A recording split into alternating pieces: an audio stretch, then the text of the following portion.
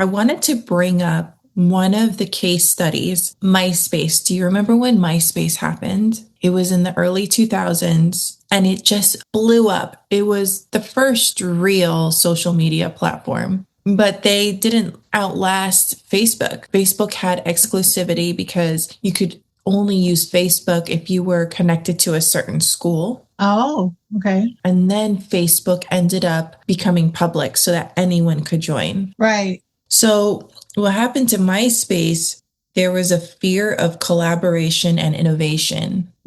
So they wanted to coast where they were. So it said here in the Business's War, MySpace feared losing control of its platform by opening it up to external developers. Leadership clung to a centralized model, hesitant to embrace the innovation and growth that an opening ecosystem might bring. They ended up focusing on monetizing for themselves through ads, third-party ads, and they didn't really think about the user experience anymore. And Facebook did the opposite. Yeah.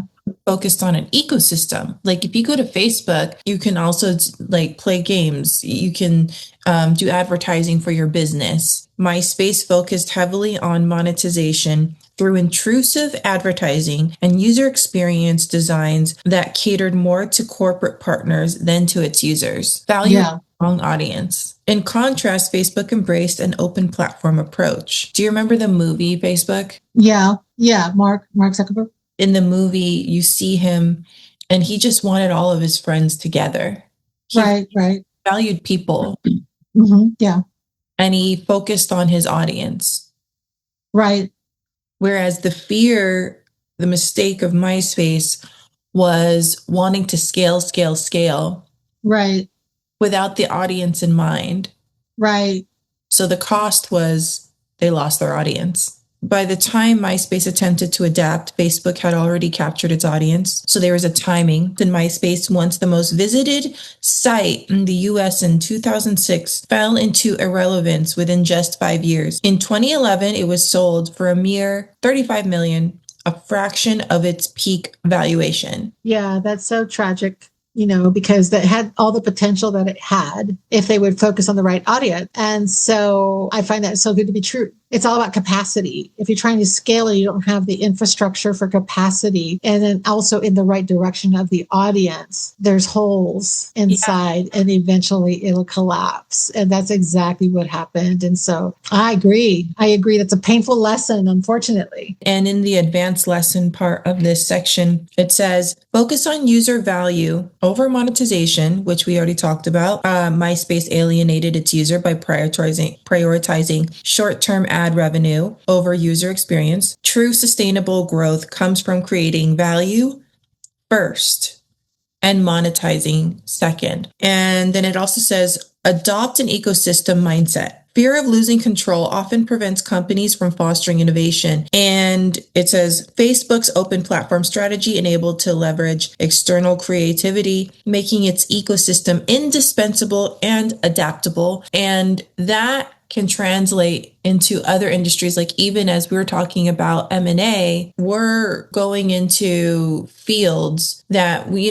never were trained as a CPA, and we're approaching people that have built businesses and they've put a lot of time and focus on building their business. For us to say, hey, we're bringing a private equity team to help you scale or exit. Right. There is a part where they're going to actually say, wow, so this would require me, it would confront them, like this would require me to step back a little. Right. Yes. And then their scalability, their profitability, however it is that they want to really increase their multiple is going to be dependent on letting go of the resistance of control. Absolutely. But the great thing is that when you're dealing with, private equity partners and the caliber of businessman that JT Fox is, that you're in good hands. That's the big thing, is trust in a relationship also. So when you have history and substance and credibility and experience, it makes it much more simple when there's a track record of success and knowledge and experience and expertise. Makes it work. So that's what I'm excited about, because we're bringing them to real places that actually will make it happen. That's so powerful. Such a powerful place. Yes. And just like Facebook, JT has his ecosystem. He does. Exactly. That's a wonderful parallel. And so that's what brought my mind there, is because when we're approaching these business owners that have built over $1 million in valuation for a company, it's not a small feat. It's No. years. I am thinking about the safety of what they've built. I do trust the fact that JT has that ecosystem, and that's why they can increase their multiple exponentially faster than if they were trying to scale it on their own, or maybe Yeah. exhausting ad spend, or whatever the case may be, because we're not coming from a broker's standpoint. We bought into the ecosystem already of Exactly. the equity team that we're in. Yes, there's a system in place, and that's what makes it so.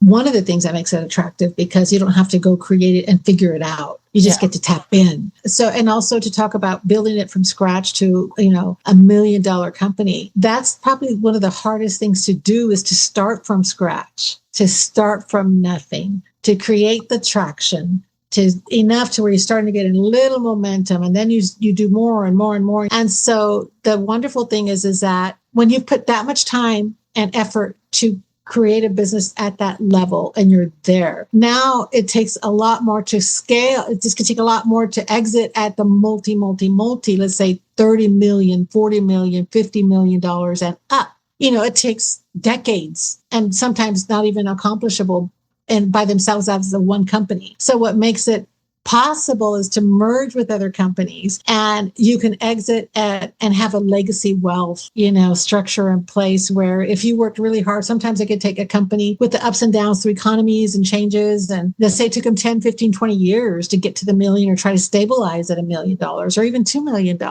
But if you can come together and merge with the other companies and have the option to exit at 30 million, 40 million, 50 million, that puts all those years into like, wow, we actually were able to exit the way we really wanted to, because you weren't going to be able to do it by yourself. Now it makes it possible. Yeah. And this is interesting too, because it's almost like a place, if you look at it from another lens, where your competitors become your allies, and you all end up pulling your equity together and being like, look at how much we're all worth.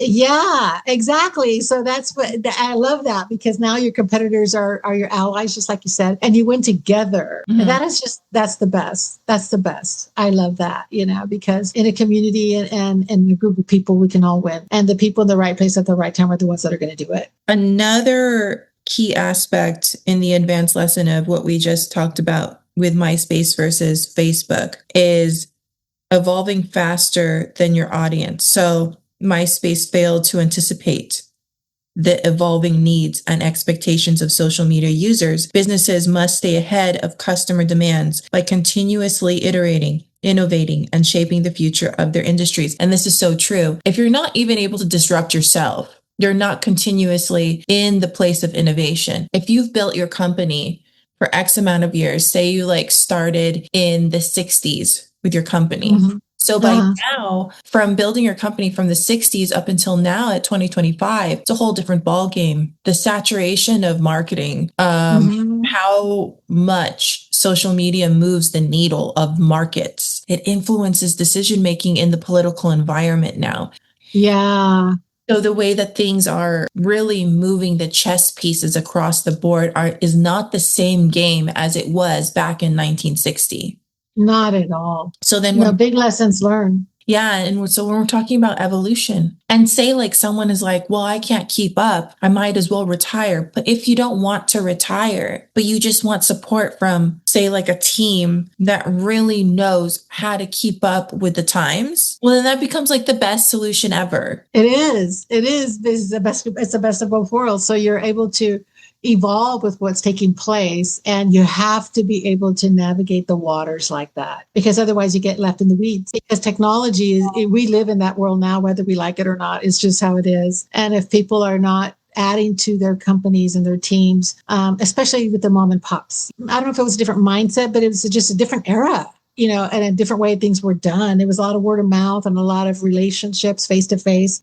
Yeah. Speaking of word of mouth, when I look up online what the efficacy of word of mouth is, it still says that 80% efficacy. But then when I was okay, because I used to help and support small business owners, mom and pop shops, that was my specialty. I remember I'd get some requests just because of like the old school mentality and like, this is the way things have been done. This is the way I built my company, word of mouth, you know. I understand that there's more of a personable approach with door knocking. It's like, okay, so word of mouth is 80% in efficacy. What is the word of mouth to you? Oh, that's so good, Isa. That is so good. Because we're affiliated with JT's team and he has word of mouth going, but he has like not Right, in a abstract, I see you on TV type of way. right. He's personable in with the people in his events, and these are like mega events. Oh, And completely. and he has exclusive groups that he mentors, and then he has Yes, these celebrities that go on stage, and then his people are able to brand themselves by interviewing these celebrities, these named people who have built their brand, and then you get the relationship equity, and then you're able to build your business, relatively speaking. yeah. So the So word powerful. Yeah, so the word of mouth now, when it comes to evolve faster than your audience, I understand when people are like, I'm overwhelmed, this is just too much. But then there are people like JT Fox and our team where we can say, we can support you and actually help you with your branding and marketing and Yeah. and to be ahead of the game without you lifting a finger. Yes. And it takes the stress off of people too. Sometimes the visionary, the business owner is not a tech person. And it might not even be their age. It's just like they're not a tech person. They don't want to be a tech person because they love their business and what they do and their lane. And so, having the right things in place for you as the word of mouth, knowing what that looks like today versus 15 years ago. It's so different. And then did you being able to evolve into what's happening so that you are staying with what's happening currently so that you can keep on growing and all those things. So I love what you're saying. You said, oh, so relevant. Yeah. And then the last advanced lesson from this case study is avoid the innovator's dilemma. It says that MySpace clung to strategies that worked in the past. Paralyzed by fear of disrupting its own success, leaders must be willing to challenge and reinvent their successes before someone else does it for them, like Facebook, Mm-hmm. which is what we were just talking about, is Yes. to not be paralyzed by fear to change up the game. Just it's it's just so true because we can get locked into a pattern of what, oh, this worked. Oh, look at that. Wait, let's do that again and let's stay there. Let's stay right there because we know that's going to work. While as things change around you, those things that worked start to shift. And you have to be able to shift to be able to continue in the growth. There's all these keys that we have available to us and resources. So that's one of the best things I love about this.